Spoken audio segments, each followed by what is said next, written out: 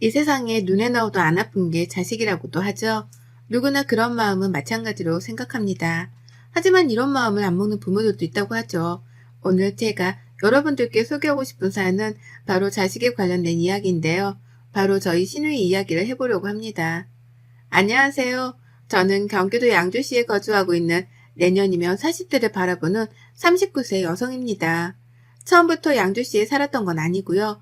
여기에 남편이 예전에 분양받아 놓았던 아파트가 있어서 아이 낳고 여기로 이사 오게 되었어요. 처음에는 서울에서 오래 살다가 갑자기 경기도로 가니 아직 운전도 못해 굉장히 불편할 것 같아서 사실 반대를 많이 했습니다. 근데 그 아파트가 평수도 지금보다 훨씬 크고 교통편 불편한 거 빼고는 더 나을 것 같아서 이사와서 살고 있는데 정말 좋기는 해요. 신도시라 교통편 불편한 거 빼고는 아이 키우기에는 정말 좋더라고요. 근데 여기 양주에 아파트가 많이 지어지면서 근처에 시댁과 시누이도 도보로 한 15분, 20분 정도 되는 거리에 살고 있어요. 친정은 서울이고요. 제가 워낙 내성적인 성격이라 같은 동네에 살아도 사실 자주 가지는 않습니다. 부르시면 가고 누구 생일이나 생신 때 가는 정도지 남편도 시댁에 가자는 말을 잘 안 해서 그나마 다행이라고 생각하고 살고 있답니다. 남편한테는 15살 정도 어린 여동생이 하나 있는데요. 바로 신우입니다. 남편과 저도 한 5년 정도 연애하다가 결혼한 케이스라 여동생이 있는 건 알았지만 나이 차이가 많이 나던지라 교류가 많이 없다고 하더라고요. 그리고 저희가 결혼하고 나서 우리가 허니문 베이비로 아이가 생기고 지금 초등학생 3학년이랍니다. 첫 손주라 친가 외가에서 사랑을 듬뿍 받고 자란 아이랍니다. 그렇게 제 결혼 생활은 무탈히 아주 평범하게 살고 있다고 생각했습니다.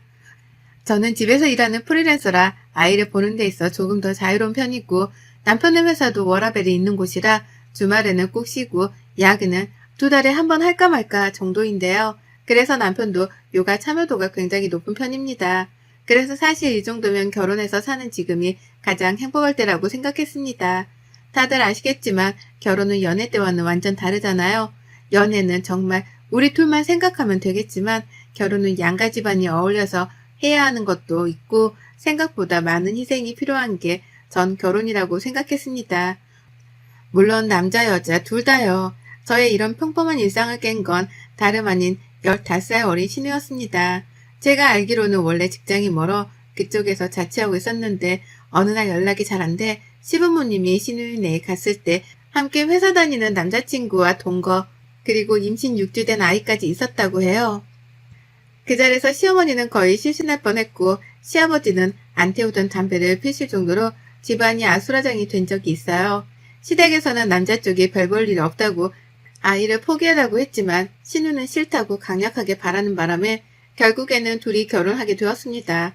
신우이 매제 둘 다 동갑이고 또 그 매제는 신우이보다 일한 지도 더 얼마 안 돼서 둘 다 월급도 굉장히 작았던 편이라 시댁 근처에 작은 평수 전셋집을 얻어주고 매제는 시아버지 친구분의 회사에 들어가서 일을 하기로 했다고 했습니다.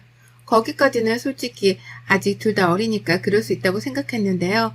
저는 놀라기는 했지만 나이는 어리지만 둘 다 성인이고 충분히 아이를 만든 일을 했으면 책임지는 게 맞다고 생각해서 결혼하는 게 당연하다고 생각했습니다. 그래서 신우이 출산할 때 아이용품 사는데 보태라고 현금이랑 정말 좋은 유모차도 선물해주고요. 조카 100일 때도 현금이랑 전통차까지 선물했습니다. 남편이 여동생이 아직 나이가 어려서 자기가 많이 그동안 못 챙겨준 것 같다고 결혼할 때 마음이 아프다고 결혼해서 잘 챙겨주고 싶다고 하길래 뭐 당연히 그러라고 했습니다. 저도 그렇게 주는 게 마음이 더 편하다고 생각하기도 했고요. 그런데 어느 날부터인가 신우이가 밖으로 겉돌기 시작했던 것 같습니다. 시어머니가 가까이 사니 아이를 맡겨두고 하루 종일 집에 들어오지도 않고 PC방에 가 있고 친구들 만나서 외박까지 하고 와서 매제랑 그것 때문에 엄청 싸우고 사내만을 했다고 할 정도였으니까요.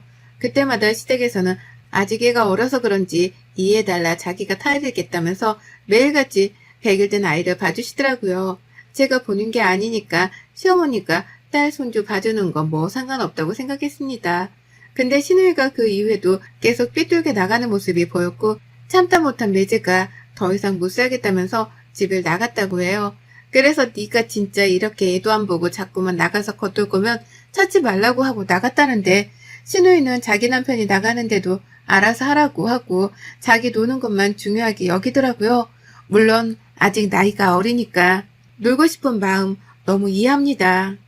왜 이해하지 못하겠어요. 저도 그런 시절이 있었는걸요. 근데 이제는 엄마잖아요. 아직 아이가 많이 어린데 엄마 손길이 필요하잖아요. 100일밖에 안 되었는데. 근데 시어머니가 거의 손주 엄마처럼 하고 계시니 그것도 보기가 좀 그렇더라고요. 남편은 자기도 놀고 싶어 그러니 좀 참으라고 매제한테 말했다는데 매제가 그 말을 듣겠냐고요. 저 같아도 저는 열심히 나가서 가족을 위해서 돈 벌고 집에 들어오면 와이프도 자식도 없고 집은 개판 5분 전이면 솔직히 저라도 집 나가고 싶을 것 같아요. 그 뒤로 시누이는 집에 안 들어온 날이 더 많았고 심지어는 어디서 뭘 하면서 사는지 모를 정도일 때가 더 많았어요. 그러다 일주일 정도 지나면 들어와서 애기 좀 보다가 다시 또 나가고를 반복하니 시어머니도 안 되겠다 싶었는지 시누이네 가서 아이를 던져두고 네가 알아서 하라고 왔다는데 또 어떻게 하나 볼까 싶어서 집 앞에서 몰래 지켜보셨는데 시누이가 아이만 집에다 두고 그대로 나왔더라니까요. 시어머니가 놀라서 빨리 가서 애를 다시 데리고 왔다는데 저도 아이 엄마지만 신우 같은 엄마가 있을까 싶더라고요. 이때까지 사실 저한테는 불똥이 튀겠어 싶었어요. 아직 시어머니가 젊으신 편이고 뭐 시댁에 못 사는 편은 아니라 신우의 자식 정도면 충분히 케어하실 수 있다고 생각했거든요. 근데 갑자기 시어머니가 허리 디스크가 파열돼 수술을 받아야 하는 상황이 생기면서 시아버지는 베이비시터를 고용하자고 했지만 시어머니는 그건 안 된다며 남편에게 말해서 제가 잠깐만 봐줄 순 없겠냐 물어보라고 하셨다고 하더라고요. 처음에 저는 저희 아이 키우는 것도 바쁜데 아무리 조카여도 내가 데리고 있는 게 맞나 싶었지만 아이도 너무 불쌍하고 시어머니도 아이 보시다가 그렇게 된 거니 수술하고 좀 나으실 때까지만 제가 케어하기로 했습니다. 진행했던 일을 잠시 멈추고 오랜만에 100일 된 아이를 보는데 둘째 생각도 나고 또 조카가 너무 순둥해서 진짜 찡찡거리며 우는 일도 없더라고요. 그래서 보기가 정말 수월했던 것 같습니다. 근데 아이도 엄마의 품을 찾는지 저녁 때 잠자려고만 하면 마지 울더라고요. 잠투정하다가 잠이 한번 들면 잘 안 깨기는 하는데 자꾸만 져서 물려고 하는 건지 가슴 쪽으로 파고 들어오는데 마음이 짠하더라고요. 제가 정말 남의 일에 관여를 잘 안 하는 편인데 결혼하고 처음으로 아이 사진과 신우에게 장문의 카톡을 보냈어요. 아이가 엄마를 찾는 것 같다. 어린 나이에 결혼해서 아가씨 힘든 거 가족들 전부 다 한다. 그래도 이렇게 집에도 안 들어오고 그러면 가족들도 다 걱정하고 어머님도 지금 허리 디스크 수술을 하셔야 할 정도다. 문자 보면 집으로 들어오라고 정말 마음을 담아서 보냈습니다. 다음날 확인한 것 같던데 답장을 따로 보내지는 않더라고요. 그러고 며칠 뒤에 초인종이 울려 나가보니 신우이더라고요. 내 문자를 보고 좀 정신을 차렸나 싶어서 빨리 들어오라고 했죠. 방금 아이를 낮잠 재워서 방에서 얼굴을 보고 나와서 저보고 아이가 잘 있었냐고 물어보길래 잘 있었다. 정말 순둥한 아이다. 라고 했습니다. 근데 신우의 말이 여기서부터 정말 무책임하다고 느꼈는데요. 저보고 갑자기 그러는 거예요. 언니는 아직 둘째도 없는데 우리 애기 키워주시면 안 돼요? 네? 아니, 아가씨 무슨 소리를 하시는 거예요? 아빠도 있고 엄마도 있는데 내가 왜 조카를 키워요? 이제 더 이상 걔랑은 안 살 거고 저 새롭게 시작하고 싶어요. 여기서 새롭게 못 시작하면 제 나이가 너무 아깝잖아요. 근데 아이가 있으면 어떻게 제가 취업을 하고 다른 사람을 만나서 온전한 가정을 꾸리겠어요? 아가씨, 그래도 그건 아니에요. 요새도 아이 있어도 다 좋은 사람 만날 수 있고 나중에 아가씨가 후회할 건 생각 안 해요? 이 아이가 정말 자기를 낳아준 엄마 아빠가 제가 아니라고 생각해봐요. 어떻겠어요, 마음이. 평생 말 안 하면 되잖아요, 언니가. 그건 하여튼 말이 안 되는 얘기고 그렇게 할 거면 나이 못 보니까 데리고 가요. 아, 알았어요. 엄마 낳는 대로 다시 올게요. 하며 후다닥 나가더라고요. 그 이야기를 듣는데 신우이는 정말 진짜 모성애가 일도 없어 보였다고 해야 할까요? 어떤 거에 또 미쳐서 저러는지는 모르겠지만 자기 자식까지 팽개쳐두고 저러니까 정말 엄마의 자격도 없다는 생각이 들더군요. 또 그리고 조카가 괜히 불쌍해지고요. 하여튼 이렇게 확실히 이야기했으니 더 이상 이야기하지 않겠다 싶었고 시어머니에게도 수술 끝나는 대로 저도 일을 다시 복귀해야 하니까 빨리 데려가셔야 할 것 같다고 문자를 보내놓았습니다. 그날 저녁 남편에게 이 일을 다 말했고 남편은 신우이 만나서 진짜 한 소리 한다는 거를 겨우 말려서 다시 조카를 시어머니가 데려가는 걸로 했으니 그냥 알고만 있으라고 했죠. 그렇게 시어머니 허리 디스크 수술이 끝나고 더 이상 저희 집에 조카를 둘 수 없어 베이비시터랑 시어머니가 둘이 애를 본다고 하더라고요. 저는 그대로 이제 신우이도 정신 차리고 돌아올 줄 알았어요. 엄마라면 당연히 그래야 하는 거잖아요. 근데 신우이가 집에 있는 짐을 모조리 싸서 나갔다고 시어머니께 전해 들었어요. 정말 미쳤구나 싶었습니다. 모든 가족들이 매제한테도 연락하고 친구들한테도 연락해봐도 아무 곳에도 가지 않았다고 하니 걱정도 되었는데 시어머니한테 딱 한마디 왔대요. 엄마 미안해. 우리 애기 잘 키워줘. 성공해서 갈게. 라고요. 아니 이게 말이 됩니까? 무슨 성공을 자기 자식을 버리고 합디까. 어처구니가 없어 남편이랑 저랑 시댁이랑 동시에 신우이한테 전화하는데 핸드폰 번호도 바꿔버렸더라고요. 이건 무슨 아이를 보육원에 맡기고 도망가는 꼴이잖아요.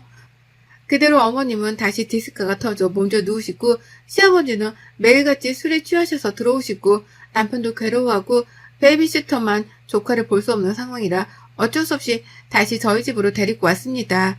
베이비시터도 시아버지가 같이 보내주셔서 제가 일하는 동안에는 시터 이모님이 봐주고 저녁에는 제가 보는 걸로 이렇게 조카를 키우기 시작했습니다.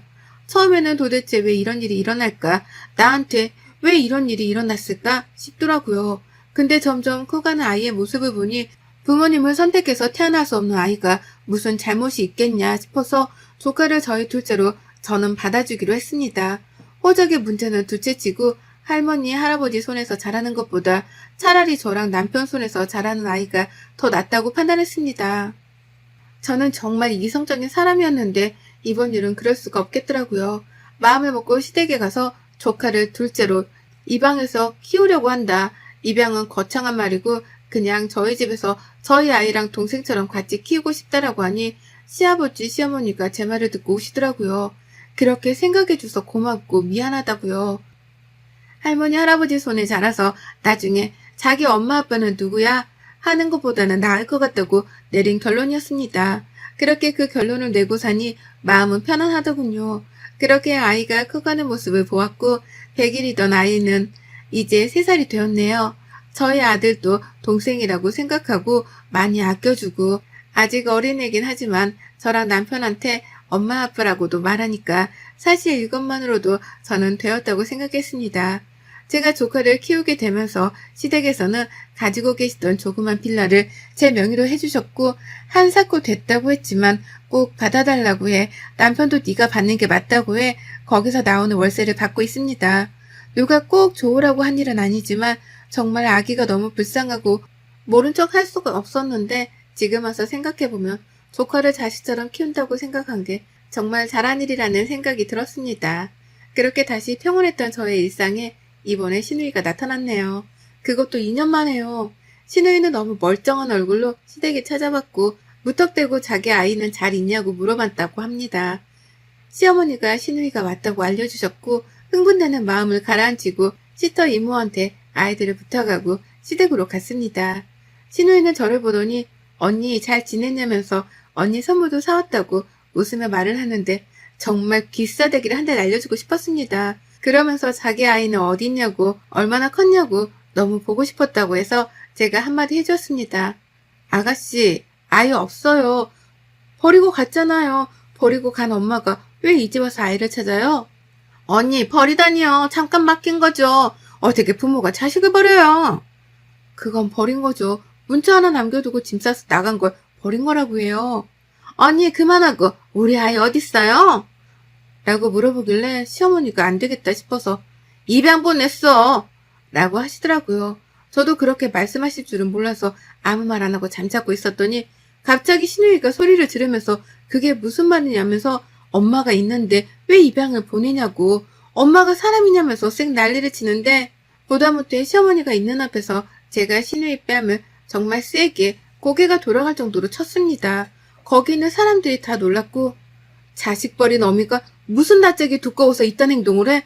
너 진짜 뻔뻔함의 극치를 넘어섰구나? 언니 이게 뭐하는 짓이에요? 라고 하길래 한 대 더 올리며 뭐? 뭐 하는 짓? 너 그동안 내가 오냐 오냐 하니까 내가 호구 같았지? 네 아이 버리고 가서 지금 뭐 하는 행패야? 버린 게 아니라 잠깐 맡긴 거라고요. 너는 애가 물건이냐? 맡기고 다시 찾아가려고 하게. 여기가 뭐 전당포야? 말 똑바로 해? 그제서야 신우이는 기어가는 목소리로 애가 보고 싶어 찾아왔다고 말했고, 저는 애를 볼 자격도 없는 게 2년 만에 나타나서 애 어딨냐고 물어보는 거냐고. 너는 평생 애 볼 생각하지 말고 다시 집 나가서 네 인생 살라고 했습니다. 그대로 주저앉아서 울고 불고 때를 쓰길래 더 이상 안 될 것 같아 이번에는 변기물을 양동이에 받아서 그대로 신우이한테 뿌렸어요. 그대로 신우이는 소리를 지르면서 뭐 하는 짓이냐고 울길래, 너 왜 자꾸 여기 와서 행패야? 너 뭐 깡패야? 왜 난리야 자꾸. 너 나가고 여기 있는 가족들은 생각도 안 해? 근데 뭐 선물을 사와? 얘를 잠깐 맡긴 거야? 여기가 보육원이냐? 언니, 내가 그때는 잠깐 미쳤었나 봐요. 너무 힘들고 걔랑도 사이도 안 좋고 해서 내가 잠시 미쳤었나 봐요. 근데 살다 보니까 아이가 너무 눈에 아른거려서 안 될 것 같아 다시 온 거예요. 네가 그런 생각이었으면 애초부터 연락을 했어야지. 번호 다 바꾸고 그 생초를 떨고 이제 와서 네 애 어딨냐고 행패 부리는 게 지금 맞아? 라고 말을 했고, 신우이는 그 뒤로 묵묵부답이라 우선 시어머니가 씻고 나오라고 욕실로 가고, 저는 시어머니에게 다시 오겠다고 하고 집으로 왔습니다. 지금까지 키운 아이를 다시 보내야 하는 게 맞는 건지 내가 키우는 게 맞는 건지 도통 모르겠더라고요. 남편도 이 소식을 듣고 부랴부랴 달려왔고, 우선 신우이랑 이야기를 해본다고 시댁으로 가더라고요. 이야기를 하고 남편이 아이는 한번 보여주자고 하길래, 누가 키우던 아이가 잘 자란 거는 보여주자고, 네가 얼마나 잘 키웠는지 보여주자고 하길래 그 다음날 아이를 데리고 시댁으로 갔습니다. 그렇게 누워만 있던 아이가 이제는 걸어다니면서 웃는 모습을 보니 신우이는 아이를 더 이상 보지 못하고 방에 들어가서 울기만 하더라고요. 그렇게 그날이 가고 그 다음날 신우이가 따로 만나고 싶다고 찾아왔습니다. 나간 자리에서 신우이는 저에게 펑펑 울며 정말 미안하다고 용서해달라고 빌었습니다. 자기가 정말 미쳤었다며 그러면 안 됐었지만 그때는 아이가 너무 믿고 내 인생을 망가뜨린 것 같았는데 살면서 그게 아니었다며 늘 마음속에 아이가 태어난 사진 한 장을 품에 안고 살았다고요. 그래서 제가 어떻게 하고 싶냐고 물어보니 아이를 자기가 키우고 싶지만 이렇게 잘 커준 아이를 보니 자기가 그만큼 잘 키울 수 없을 것 같아 그냥 다시 있던 대로 가겠다고 말하더라고요. 그렇게 하라고 하고 저는 먼저 나왔습니다. 그 말을 들으면서도 마음이 불편했던 저는 어떻게 하는 게 맞는 건지 도무지 결론이 서지 않았고, 그렇게 꼬박 밤을 지새우고 내린 결정은 이거였습니다. 아이를 다시 엄마한테 돌려보내는 일, 딱 이거였습니다. 제가 우리 자식이라고 생각하고 키우자고 마음먹었지만 그래도 아가씨가 친엄마고 이제 준비가 되었다면 당연히 부모한테 가는 게 맞다고 생각했거든요. 그렇게 저는 2년을 내 자식처럼 키운 아이를 다시 신우에게 아이가 좋아하는 장난감, 옷 이런 걸 다 건네주었습니다. 보내면서 한참 울었네요. 신우이는 자기는 자신이 없다고 했지만 그래도 지금까지 못했던 것들을 꼭 해주고 싶다고 말하길래 지켜보겠다고 했어요. 그렇게 저희는 4식구에서 3식구가 되었고 저희 첫째가 가장 슬퍼했어요. 저 다음으로요.